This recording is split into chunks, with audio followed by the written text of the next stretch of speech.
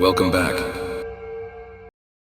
Julia, a nurse in her mid-30s, had been feeling overworked and stressed. In an attempt to relax, she decided to treat herself to a week at the Arcadia Hotel. Located on the outskirts of a small town, the Arcadia Hotel was touted as a perfect retreat for those seeking solitude and relaxation. The hotel had a reputation for its wellness amenities, including a large indoor pool, a spa, and beautifully manicured gardens. The Arcadia was formerly a Victorian mansion, and despite its renovations, it had retained its old-world charm. Julia arrived late in the evening. The hotel was beautiful, with dim lights flickering on the polished wood and the smell of lavender wafting through the air. The receptionist handed her the key to room 315, assuring her it was one of their quietest rooms with a lovely view of the gardens. Upon reaching her room, Julia found it cozy and comfortable. She opened the window, letting in the crisp night air, and was soon lulled to sleep by the distant sounds of crickets. Her initial days passed uneventfully, apart from a minor inconvenience on the second day when she got locked out of her room. Thomas, a quiet and enigmatic hotel employee, quickly came to her assistance. She enjoyed the pool, the spa, and the solitude. But on the third night, she woke to a muffled sound. It sounded like a whimper. She thought it was probably an animal outside and went back to sleep. However, the whimpering continued on the next nights. It seemed to be coming from within the hotel, perhaps the room next door. Julia mentioned it to the receptionist, who seemed puzzled and told her that the adjacent rooms were currently unoccupied. However, she assured Julia that she would have the staff look into it. The whimpering did not stop. Julia began to feel uneasy. She decided to investigate the situation herself and tried to trace the source of the sound late one night. The whimpering seemed to lead her to room 317. She pressed her ear against the door, and the whimpering sound became clearer. It was definitely coming from this room. Unnerved, Julia reported her findings to the hotel staff. The receptionist informed her that room 317 had been vacant for the past month due to plumbing issues. Julia insisted that they open the room and check. Reluctantly, the receptionist obliged and accompanied her to room 317. When they opened the door, a musty smell filled the air. The room was dark and visibly untouched, but the whimpering sound was clearer than ever. A maintenance worker was called to check if there might be an animal stuck somewhere. After a thorough search, the worker discovered a small hidden door behind the wallpaper. It opened to a narrow, dusty room. A chill ran down Julia's spine as they entered. Inside, they found a woman tied and gagged, whimpering in fear. Upon discovering the hidden room and the bound woman, everyone stood frozen in shock. Julia's heart pounded in her chest as she stumbled back, her gaze locked onto the woman, who was bruised and malnourished, her eyes wide with terror. The receptionist promptly dialed 911, her hands trembling, while the maintenance worker tried to console the terrified woman. When the police arrived, they swarmed the room, and soon an ambulance whisked the woman away to a local hospital. The police questioned Julia, the receptionist, and the maintenance worker separately. Julia recounted her experiences and how the whimpering sounds had led her to this horrifying discovery. The hotel turned into a hub of activity as the police worked diligently to investigate the case. They found that the hidden room had been built during the mansion's original construction, serving as a servant's room, and had been forgotten over time. The kidnapper had rediscovered this hidden room and had decided to use it for their horrendous plan. As the officers investigated the hidden room, the hospital identified the woman as Amelia, a previous guest who was reported missing a week before Julia arrived at the hotel. Malnutritioned and in shock, the only words she had whispered were, "It was Thomas." The police swiftly started their search for Thomas. Meanwhile, Julia helped them piece together the information she had about him. She remembered his casual demeanor, his knowledge about the hotel, and the fact that he carried many keys to the hotel rooms.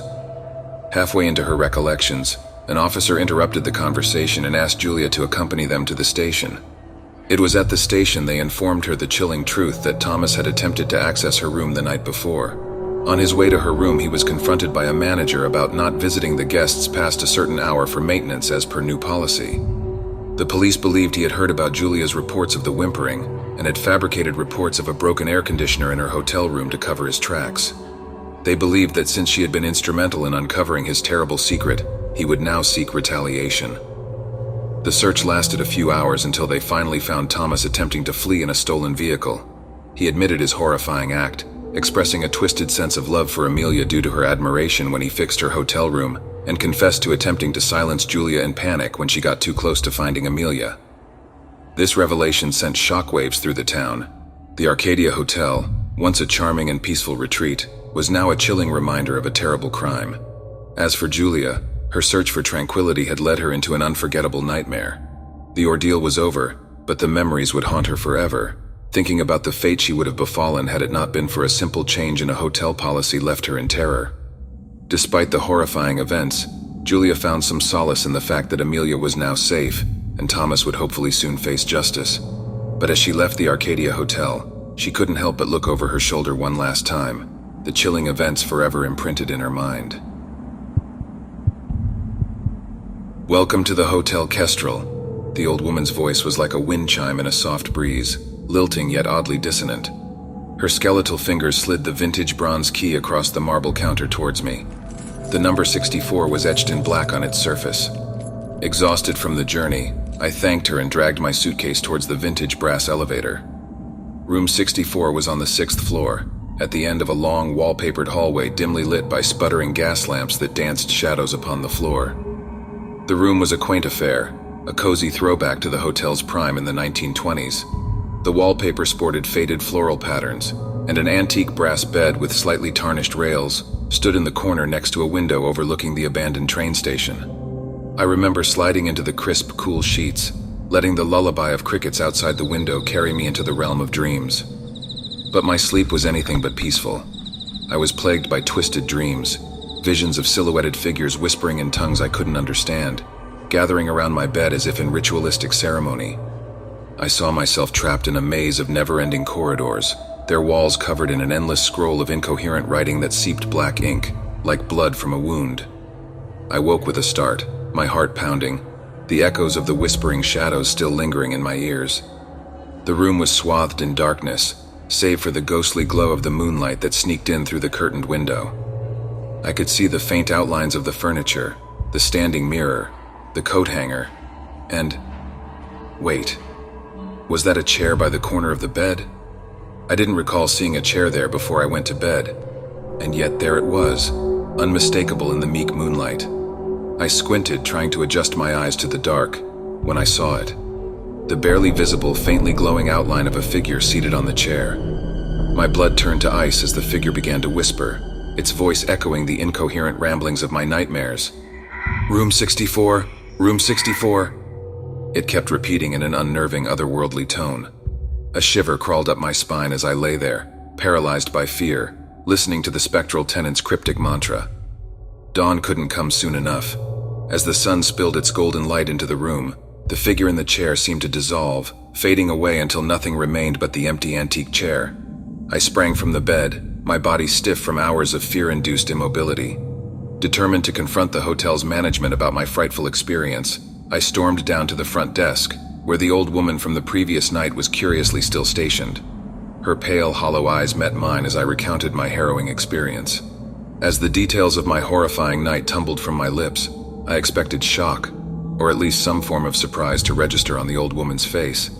But her expression remained inscrutable, the lines of her face etched deep with age and a knowing sadness that began to unnerve me. "All guests of room 64 encounter the room's former owner," she said, her voice trembling slightly. "A gentleman who departed from this life, but not from his beloved room." I was aghast at her nonchalance. "You rented me a haunted room?" I asked, my voice strained. "Why wouldn't you warn me?" She shook her head solemnly. "We've tried, numerous times, but he doesn't like it when we keep the room empty. Things happen." "What things?" I stammered, the icy fingers of fear once again clawing at my spine. "Doors open and close on their own, lights flicker, the temperature drops, and that old phonograph in the lobby plays by itself. It only plays one song, 'Dream a Little Dream of Me,' his favorite," she murmured, her eyes glossing over with distant memories. "If we put guests in there, things get quiet," she continued. "He just whispers to them. Harmless, really." Harmless? The cold presence, the spectral whispers in the dead of night, the chill of unseen eyes watching over me. It was anything but harmless. I left the keys on the counter and packed my bags. There was no way I was spending another night in that spectral chamber. As I pulled out of the hotel driveway, the Kestrel stood ominously against the darkening twilight, its windows staring blankly like the eyes of a corpse. As the hotel grew smaller in my rearview mirror, An unsettling melody drifted through the static of the radio. "Dream a little dream of me," it crooned, sending a final shiver down my spine. I hit the radio switch, hoping to drown out the spectral serenade with silence, but the car plunged into an even more haunting hush. A whisper floated from the back seat, a familiar, eerie incantation that froze my blood. "Room 64. Room 64. I swerved the car, nearly crashing into a ditch, and when I dared to glance in the rearview mirror, there was nothing but the empty back seat, swallowed in the encroaching darkness. My encounter with the Hotel Kestrel was brief, but the chilling memories still cling to me like a spectral shroud, a haunting memento of that cursed Room 64. In my line of work, visiting cities around the globe was more of a routine than a privilege. I found myself hopping from one metropolitan hub to another, each bustling cityscape blending into the next. That was until the night I found myself in that quaint, peculiar town with its lone monolith, the Welkshire Hotel.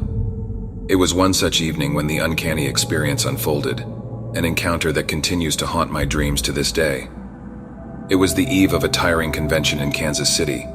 The choice of venue, the Welkshire, was strange given its secluded location on the outskirts of the city.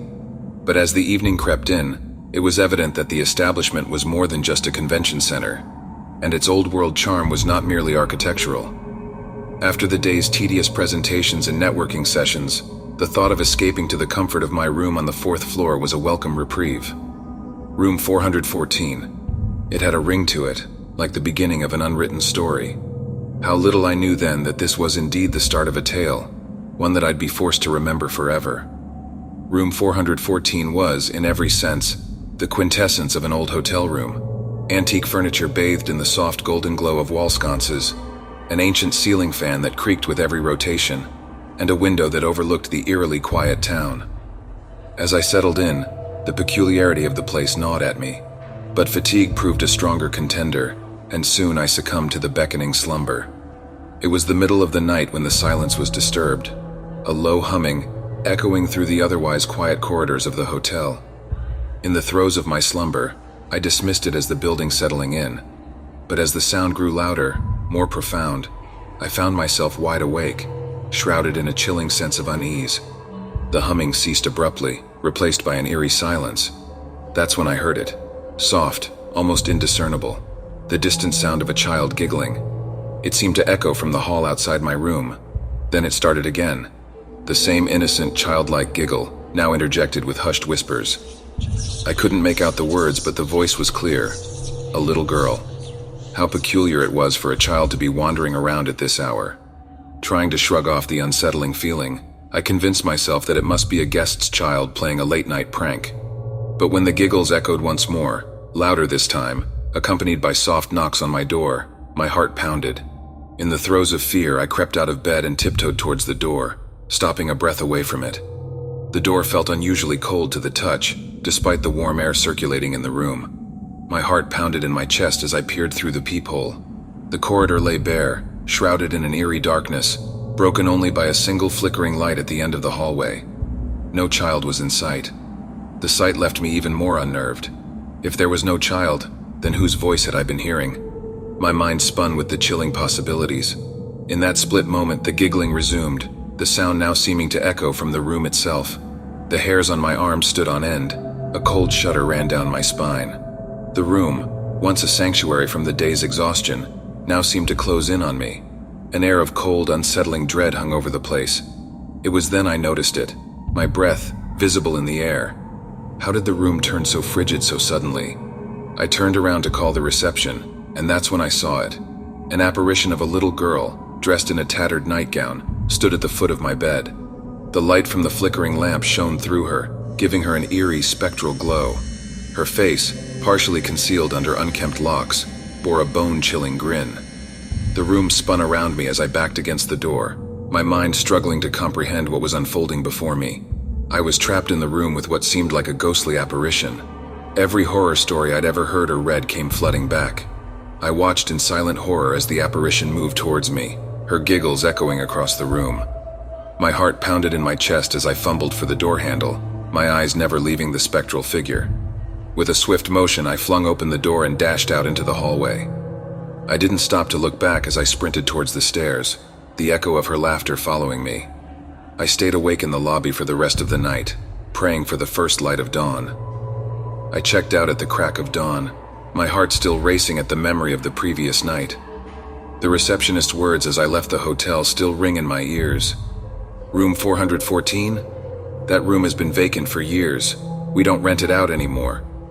The chilling smile she gave me as she said it was almost as haunting as the ghostly figure I'd encountered.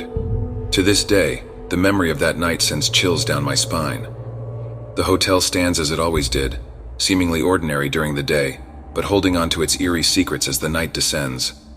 As for room 414, it remains a haunting tale in my repertoire of experiences, a chilling reminder of the night I came face to face with the supernatural. Every ending is but a new beginning in the realm of the strange and the unexplained. Subscribe to keep the stories breathing and the mysteries unraveling. Until we next cross paths again, sleep well, if you dare.